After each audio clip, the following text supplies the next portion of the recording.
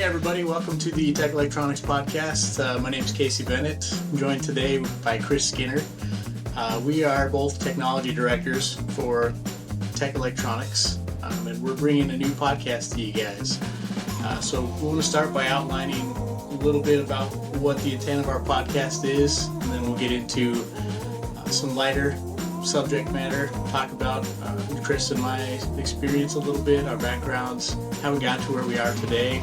And then we'll kind of go over a little bit between our topic of the day, which today is going to be fire and security. How do they mesh? How do they conflict with each other? What are some of those pain points? What are things to look for? So we're excited to have you guys with us today. So a little bit about the intent of the podcast. So the intent of our podcast is to cover subject matter from our industries that we serve. So for us, that's security, that's audiovisual, that's fire alarm and life safety, fire suppression underneath that. So we intend to cover topics related to those industries, maybe things happening in the market, things happening with the technology, code changes. From time to time, you may see us bring in subject matter experts to do a deeper dive into those topics. But overall, we just intend to be able to create, collaboration and communication around that subject matter here. So we're excited. We're nervous a little bit, but it's new for us, but we're excited to have this opportunity to kind of have our voices out there to kind of collaborate with the industry within our company and outside of our company. So, thanks for tuning in today. So with that, let's get into a little bit about your background, Chris. Can you give us a little bit of how you got to where you are today?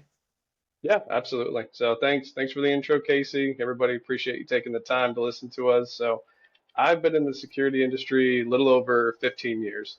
I started out as working in the warehouse as actual just pulling parts, staging, putting everything together, warehouse lead, worked my way up from warehouse into the field, done some project management, and then after my project management time, I went back out into the field and really started to get in to do some federal work, bigger government projects, started doing, more enterprise level configurations and setup. So that was a very fun time in my career. Moved over to Tech Electronics, been here almost 3.5 years, been a solutions designer, and then I applied for the technology director role. I've held that title for roughly 3 years now. So it's been good. Definitely learned a lot along the way, encountered a lot of challenges, had some fun projects, had some not so fun projects, had a couple situations where almost got kicked off a project. So one of them we were out on a new construction site. It was me and another technician.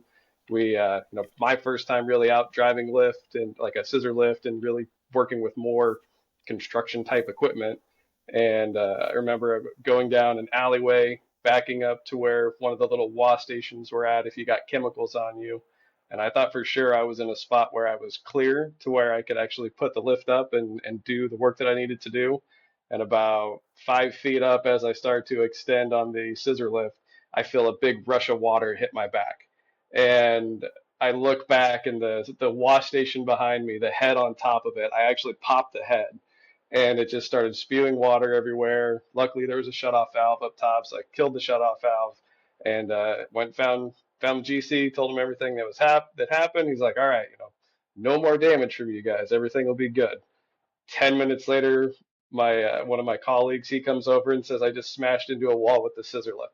So, so within like 2-3 hours, we're ruining this construction site. And I'll never forget at the GC, he says to me, he's like, "Do you want me to have one of my guys drive you around on the scissor lift?" And me being the smart ass that I am, I say to him, I'm like, "Sure, that would be great because obviously we're going to continue to destroy things in your environment." So he laughed. We had a good time, but that's probably one of the most embarrassing experiences that I've had on construction sites. But we've also, I've been a part of some very successful projects that we walked away and felt really confident on what we put together. So that's a little bit about my history. I've got plenty of stories, but it's been really good. This has actually been career-wise. I fell into this industry. I didn't know anything about low voltage. I didn't go to trade schools. I say this industry found me, and I haven't been able to leave it since. And you, Yeah, Casey? that's just interesting you say that, Chris. I think that's probably a similar story for a lot of us. Usually, I think, at least in fire alarm systems, from my perspective, a lot of people get into it because they knew somebody, not because you grew up thinking about it, not because you necessarily went to school for it. There's definitely people that take that path, but usually you knew somebody who did it and it was interesting to you. An opportunity became available and you took advantage of it, right? So that's kind of how I got started.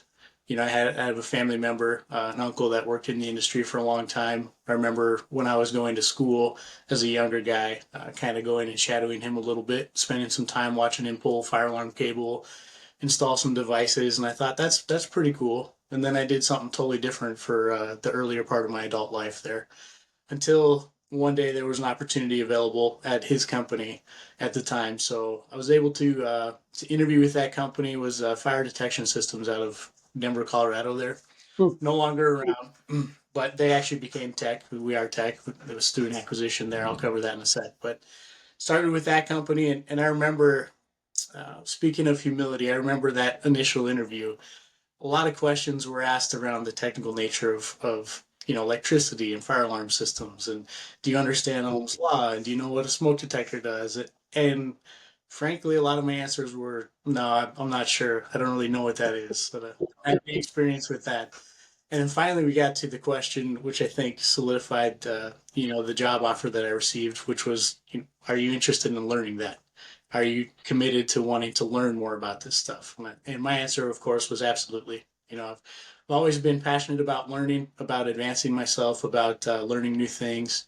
I'm a frequent attendee of YouTube University, things like that. If Hmm. I don't know something, I'd love to. I'm passionate about growth and knowledge. So from there, that's kind of guided my career trajectory. So I started at that entry level position, just running a smoke pole, testing detectors, not knowing much about much, but really interested to learn. And I grew up through the ranks in the field there. So I spent some time as a fire alarm technician. Actually, ended up doing some really exciting projects out in Colorado there. Programmed some really fun things, such as like the CSU football stadium that's up there on their Oh, nice. campus. I was involved in that project. Did some complex projects like high rises down in Cherry Creek there. Um, One of my favorite things I would say about the industry is just the wide variety of locations you get to visit and the types of Hmm. jobs that you're involved with. Anything from a basic strip mall, really simple fire alarm system, all the way up to multi-story high rises that with complex smoke control, things of that nature. I've been in a lot of cool places because of the industry, and I'm very grateful for that.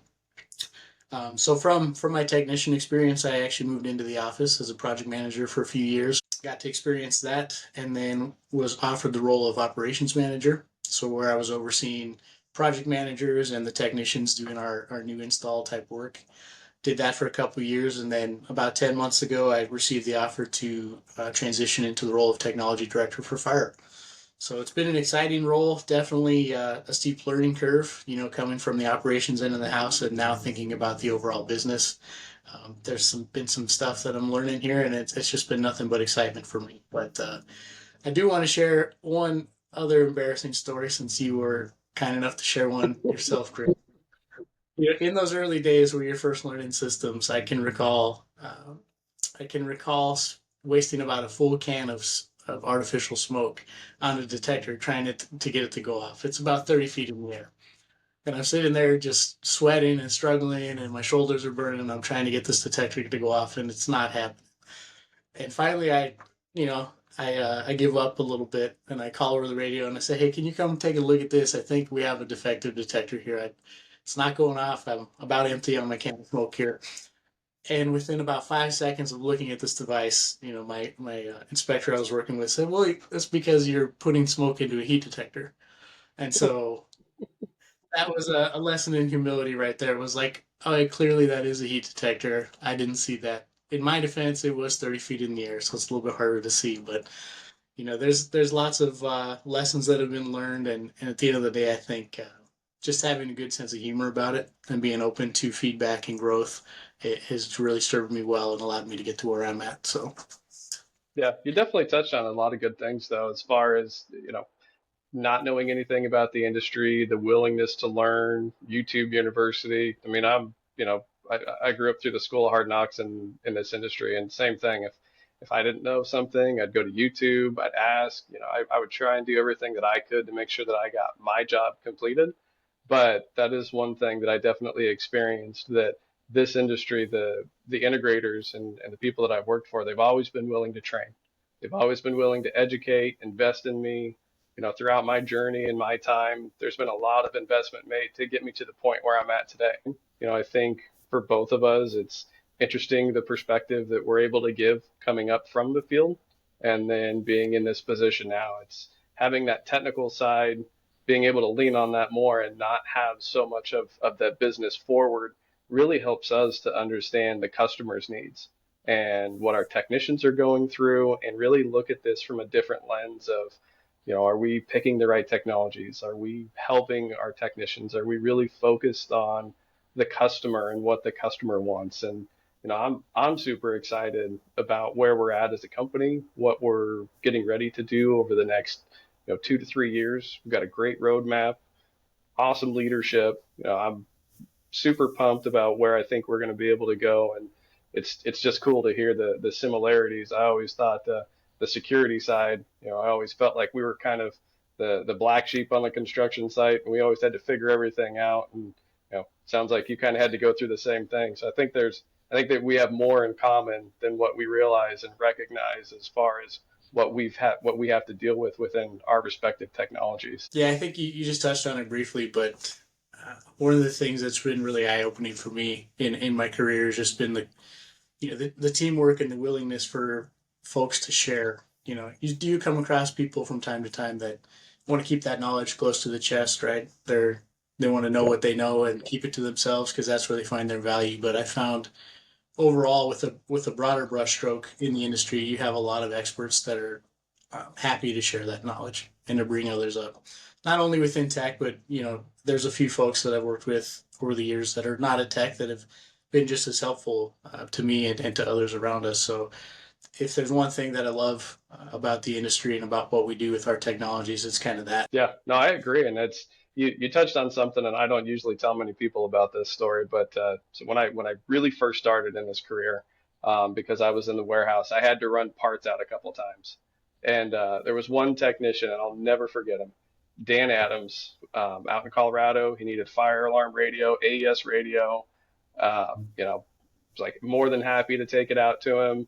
I'm out on the site, and he's like, "Hey, you want to come in and learn and see what I'm doing?" And he took the time to invest in me, and he took the time to explain what part I brought him and how it works and how the system on site, what everything, all the components, how it comes together, and what this specific part is going to do for this customer. So that was a really cool opportunity for me when I first started, to just see the willingness of other people to share knowledge. Since then, God rest him, Dan Adams has passed away. But you touched on it. There are certain people in this industry that definitely make an impact, and the ones that are willing to share and just be helpful and be a team member, it lasts with you forever. And it's really nice to see that there are people within this industry that do want to share that knowledge and want to be more engaged and be a part of the next generation that comes into our industry. And that's really a big transition of where we're seeing, or what I'm seeing on the security side, is that next transition of the staff that's going to come through, of the overall security personnel and experts and technicians, and it's changing. There's a lot more IT focus on security than there ever has been. We're seeing a lot of cybersecurity convergence with physical security, and we're working with more IT professionals and IT experts than we ever have. It's always been physical security, maybe the maintenance and facility person that we've worked with, and now it's always you got to go check with the check with IT manager. He's got the IP addresses if you want to get on the network, if you want to get your equipment. So that's been a big shift for the security industry. Probably over the last 10 to 15 years, I've seen it grow very strong. But I think you're also starting to see that more on the fire alarm side as well. It sounds like, just from some conversations that I've heard, that more and more fire alarm is getting into that IT world as well. you have any insight on that? Yeah, you hit the nail on the head there. So I'd say with new technology adoption, right, fire alarm systems tend to lag behind a little bit. And that's, I think, for good reason. We want these systems to be safe because at the end of the day, these systems protect the occupants, they protect the facilities, right? So we want to ensure that these systems are reliable, that they're consistent, that we can count on them when we need to most. And so I think that's why you see a lot of the delays in adoption for fire, specifically when it comes to cybersecurity and things of that nature. But finally, in the last few years here, we've seen a ramp up in adoption of that, and adoption of allowing us to use these more advanced technologies to get things connected to the cloud, to do some of that interface there. But you hit the nail on the head when you said cybersecurity. We want to take advantage of the benefits of rolling out new technology. We need to make sure it's safe to do so. So you see that happen. Some of the things that are happening to support that are some of the code adoptions. If you look at NFPA 72, which is centered around life safety systems, fire alarm systems, there was an introduction of a new chapter around cybersecurity. And in the coming years, that'll continue to be built out even further.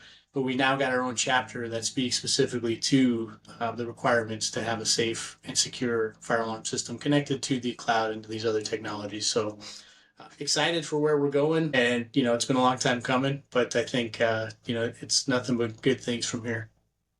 Yeah, that is really interesting though, as far as the life safety perspective, having those fire alarm systems on the network, potential vulnerabilities, the cybersecurity risks and threat that those pose. I mean, that's like you say, that's a big deal. Same goes true for the security side, access control, cameras, intrusions. They all touch the network in some aspect. And it is really important that we continue to watch the cybersecurity trends and make sure that we're keeping up with it and staying ahead of it. But you know, it, fire and security, they've always kind of been together in some way.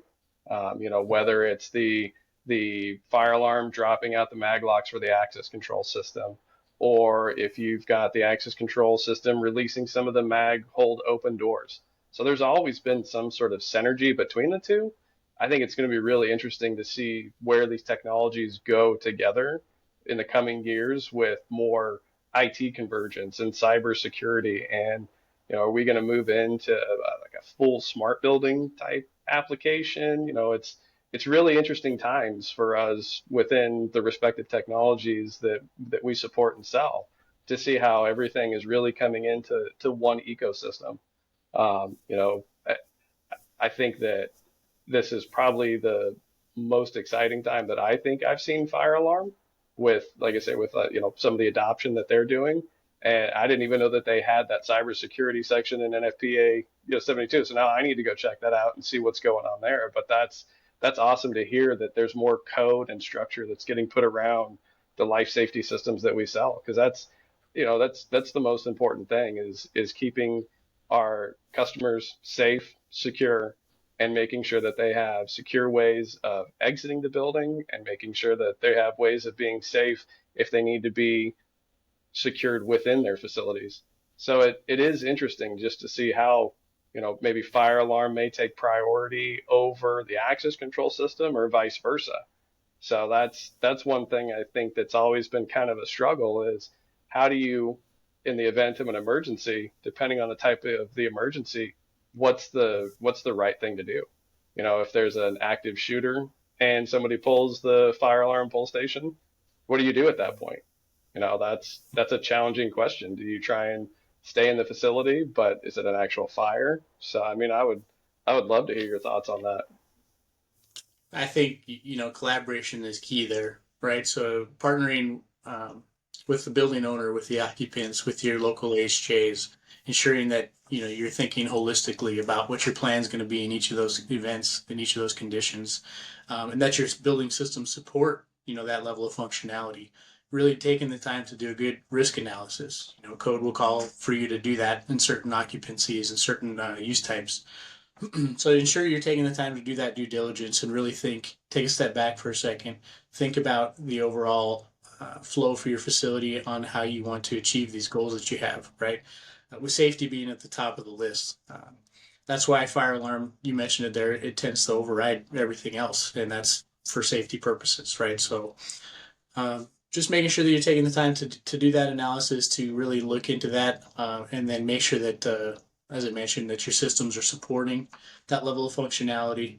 One of the things that stood out to me in taking a look through the code books recently was just seeing topics such as, video image fire alarm detection, right? So you're going to use a camera to detect fire, and seeing now that the code is allowing us to use the same cameras for a security system that we're going to use on our life safety. There's language in there Yeah, that says, hey, there's a no need to have two separate cameras, a fire alarm camera and a security camera, right? Let's find a way to use a single piece of hardware and allow each of these systems to tap into that.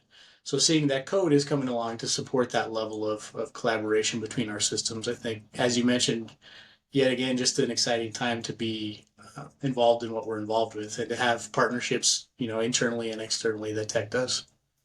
yeah, no, and you definitely hit something that I was going to touch on, which is, it's great to hear that, analytics, what we're seeing on our side for video analytics, they're constantly improving. There's always new use cases that are coming out, different scenarios and different ways to use cameras. And, I think as we start to see the system converge more and more, I think that's a great opportunity. Like you said, the code's already leaning towards it of using that camera to verify where where the pull station was pulled, camera associated with it. Is there an actual fire within this space? And then using those analytics, you're giving more insight to that building owner and the occupants within that space to say, yeah, pull station was pulled, but we have no fire verified. So, everything, you're good to stay within this space. And that really helps protect the end user more, especially within those life safety scenarios of if they are on lockdown, if there is an active shooter, just being able to take and put these systems together and give more data insight.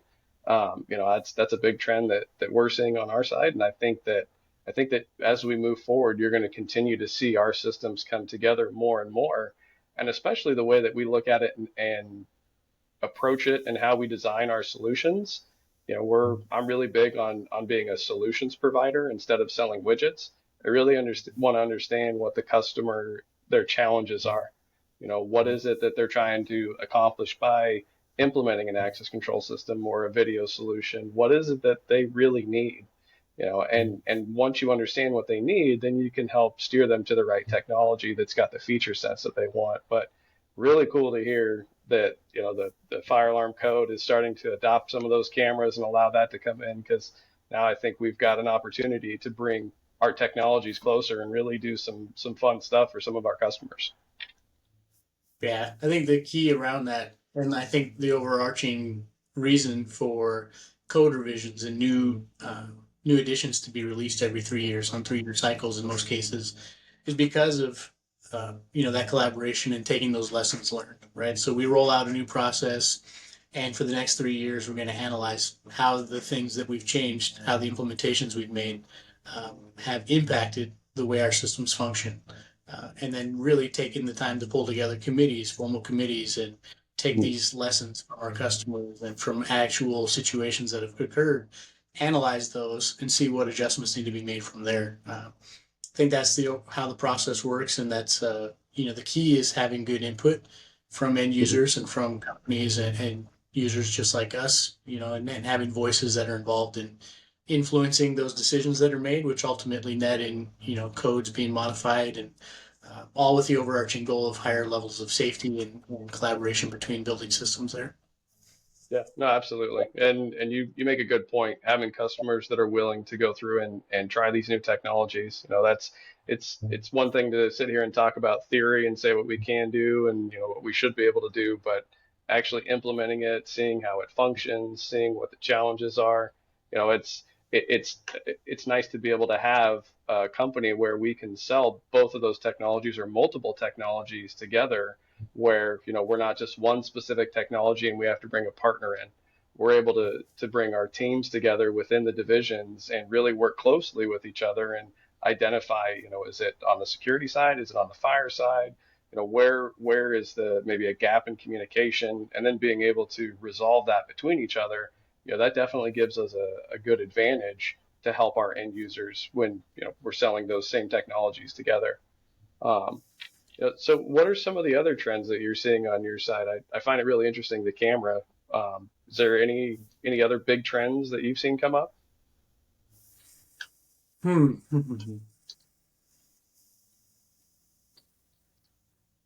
I think really just that overarching view on cybersecurity, right? As we allow more for interconnection of our life safety systems into a cloud-based environment, there's a lot of hesitation around that.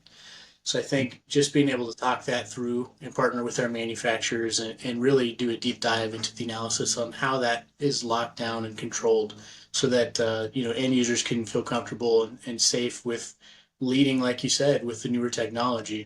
Definitely been one of the reasons, as I mentioned earlier, in why you see delayed adoption in life safety. People are hesitant to do that because of a fear of, hey, is this going to work when I need it?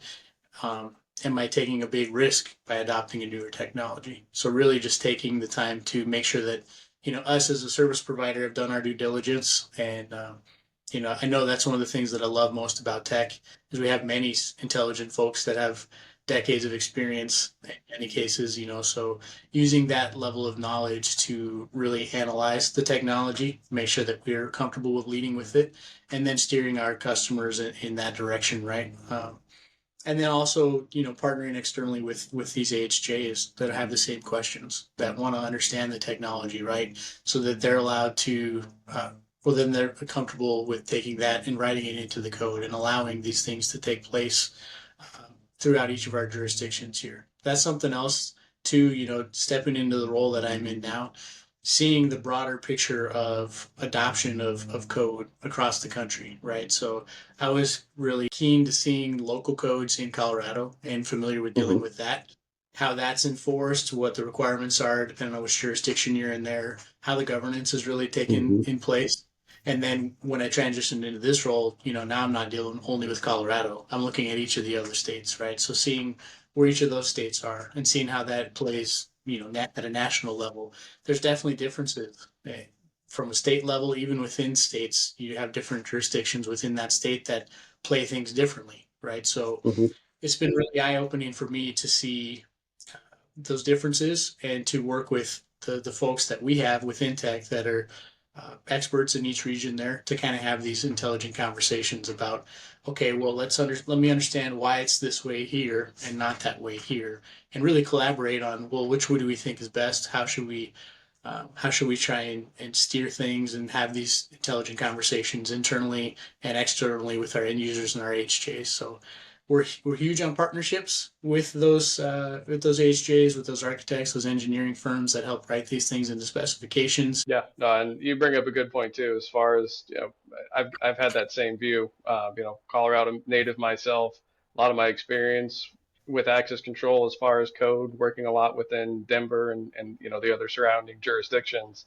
For access control, everything had to be permitted, very similar to fire alarm, a lot of code driven requirements. And then moving into this role and being able to see it across multiple states and different regions, it's definitely not the same across the board. So it's interesting to try and to see what those different challenges are, and how can we mold and help customers move into better standards, better practices for their access control systems, making sure that if they have a maglock, they are actually using two means of egress. Um, you know, it, I had found many instances where they did not have that. So it's very eye-opening to see how different it is, and you would think that the standardization as far as what we do across the board should be the same everywhere, but it's definitely not that case. So it is really cool to get that view and help, like I say, help those customers, help mold the systems that we're selling them, and explain why, the benefits of why you should have these two means of egress, or if you are not putting a door position sensor on your access control door, what that risk poses for you. So it's really nice to be able to be educated from multiple different regions on some of our overall best practices. But just seeing, I do think you touched on it briefly. I think where we're headed is a smart building to see where all these systems are interconnected, that they're able to talk to each other, that they're able to have these efficient communication means, and just really seeing how the technology and how these manufacturers are going to support that taking place. No, I'm right there with you. I definitely think that we're moving into more of a smart building technology setup within multiple different technologies, not just fire alarm and security. I think you're going to see IoT type devices come into play. Really anything that touches the network, I think, is going to have some sort of interface and some sort of influence on other technologies and how we operate just our daily lives. So, you know, it's been really cool to hear your experience. I'm sure we've got multiple other stories. I know I've got some other ones I'd love to share. I definitely think this has been really informative on the fire alarm side. I've got some things that I need to look up on my side now. So greatly appreciate you taking the time to chat with me and go through just kind of where we're at and what things look like from both of our perspectives. But I look forward to our next session, and I'm going to come more prepared with some code information next time. So hopefully I'm as knowledgeable as you are when we get into some of these other conversations. Yeah, definitely appreciate your time today, Chris, and looking forward to where we're headed with this podcast and with the folks that we bring on. So, if you're out there listening, if you feel like you've got something that you'd like to come on here and join Chris and I and discuss, you're an expert on a certain thing, or maybe you have questions, feel free to reach out to us. We'd love to pull you in here and have a intelligent conversation with intelligent folks. So, hey everybody, it's Chris and I again. We've got a couple quick things for you before we go. First of all, I'd like to just give everybody a big thanks who listened to us on our first episode. We appreciate you being with us here on this journey. We're new at this, definitely learning a lot on how to actually, create podcasts, but we're excited to see where this goes, and we're glad to have you guys along for the ride with us. Yeah, and with that in mind, if you haven't already done so, please be sure to hit that subscribe button. That'll make sure you get notifications for our future episodes. And if you liked what you heard, feel free to leave us a rating on your platform of choice. We'd appreciate that. It really helps us with growing the pod and getting this content in front of the kinds of people that would like to hear from us.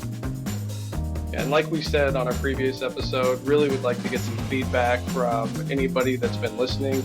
Would love to know what you'd like to see for some upcoming topics. If you'd like us to bring any guest speakers in, provide any content overview, we're definitely open to suggestions, and we'd love to hear what you have to say. Yeah, thanks again, and we'll see you next time. Take care, guys.